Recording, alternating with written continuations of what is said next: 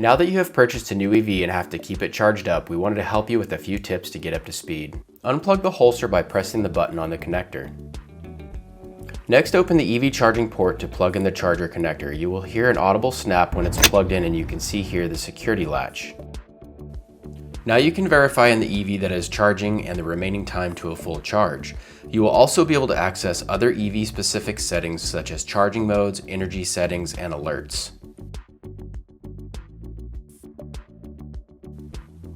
Once you have verified the vehicle is charging, locking the doors will also lock the charger so it cannot be removed.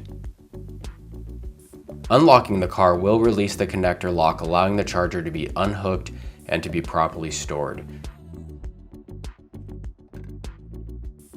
If after unlocking the EV, the connector will not release, please try some of the following suggestions.